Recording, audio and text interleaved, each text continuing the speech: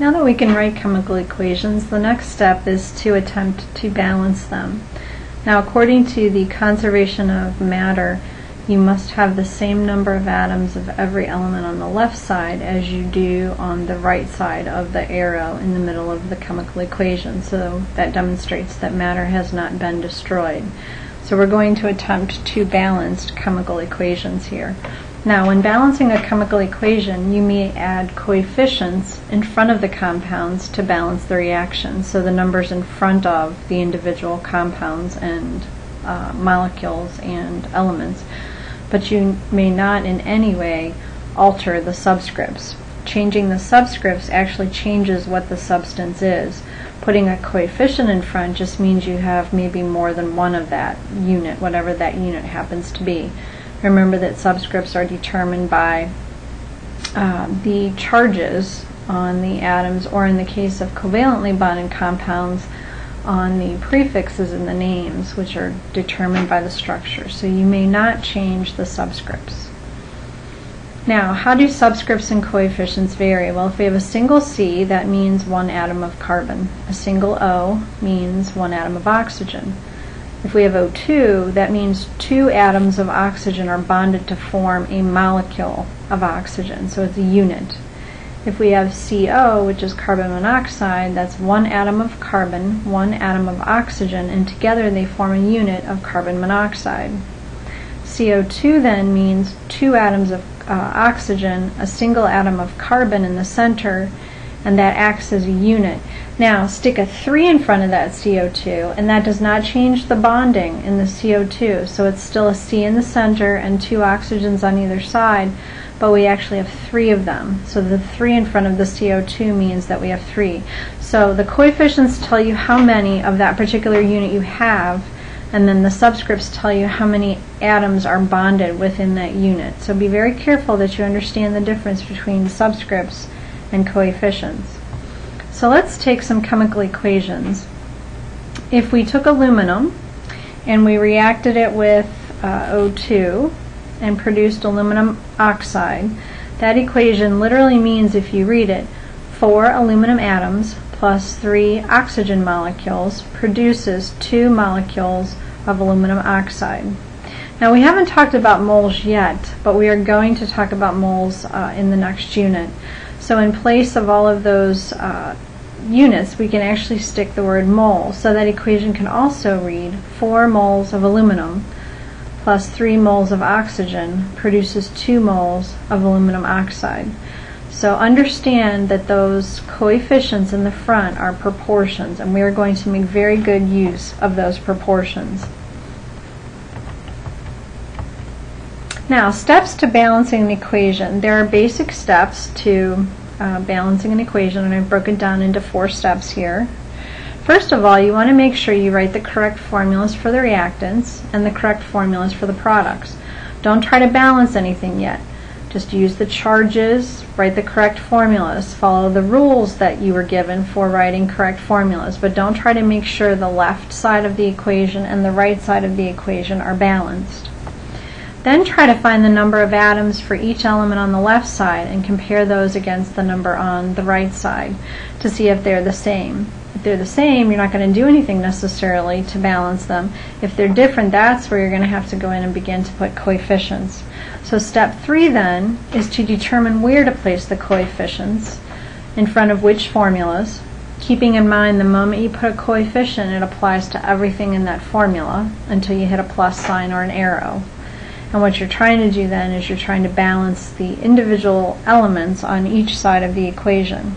And then at the very end, I always go back to see if the number of atoms on both sides are now balanced, and then also that the coefficients are reduced in the lowest possible ratio. So rather than 2 to 4 ratio, 1 to 2 ratio. So lowest terms. Now, some suggestions to help you. I would take one element at a time, working left to right. Save hydrogen for next to last, and save oxygen for last if it's there. That's because generally oxygen can appear in more than one compound. So if you wait until the very end to try to balance it, it's much easier. If everything else balances except for O, and there's no way to balance the O with the whole number, you can double all the coefficients and try again. This kind of eliminates fractional coefficients. Polyatomic ions that appear on both sides of the equation, you can actually balance them as units, as long as they don't chemically change. So if you have a PO4 on the left side, and it basically stays as PO4 on the right side, you can balance the whole polyatomic ion as a unit. Now here's a typical reaction between methane, which is CH4, and O2, and we're forming CO2 and water. And it's written out as an equation there towards the top, and then it's drawn out. And if you count all the hydrogens, the little green with the H in the center on the left, and then count all the hydrogens, the little green with the green with the H in the center on the right, you're going to see that there's 4 hydrogens on both sides. If you look for the carbons, that light blue, you're going to see there's a single one on each side. And then if you count the red circles with the O in the center, you're going to find there's 4 of those reds on each side of the equation. This equation is balanced, and at the bottom there it says 1 molecule of methane reacts with 2 molecules of oxygen, forming 1 molecule of carbon dioxide and 2 molecules of water. And notice the 2 waters, they're 2 individual water molecules. So there's an H2O drawn there and then another H2O. So again, we're trying really hard here not to attempt to alter any of the subscripts. We're just putting in coefficients. Now let's take a look at this water equation. On the left-hand side, we have 2 hydrogen, that's the H2, and on the right side, we also have an H2 as part of the water. So we have 2 hydrogens on the left and 2 hydrogens on the right, so the hydrogen is balanced. Now look on the left side of the equation for the oxygen. We have 2 oxygens because it's O2, but on the right side in the water we just have a single oxygen, so every water comes with a single oxygen. So to balance this then, actually, we're going to have to do something with some coefficients. We're going to stick a 2 in front of the water to balance the oxygen, so 2 oxygens. The moment that we do that, that 2 in front of the water also ups the number of hydrogens. So now we're at 2 sets of 2 hydrogen, a total of 4. So that means we go back to the left and we stick a 2 in front of the H2. That then balances the whole entire equation. So it's 2 hydrogen atoms form a hydrogen molecule, and that combines with one of the oxygen atoms to form water. Then the remaining oxygen atom combines with 2 more hydrogen atoms, and you end up with a second water molecule formed. So again, that ratio, 2 H2s to 1 O2 to 2 H2Os. And notice we didn't change the subscripts on any of the species there. Now here's a reaction between aluminum and bromine.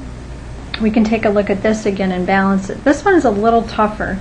If you look at the subscript on the BR on the left-hand side comes in sets of 2. BR on the right side comes in sets of 3. So what we need to look for here is a common denominator, and 2 and 3 both go into 6. So if we can get the BRs to equal 6 on the left and get the BRs to equal 6 on the right, we will have balanced the equation.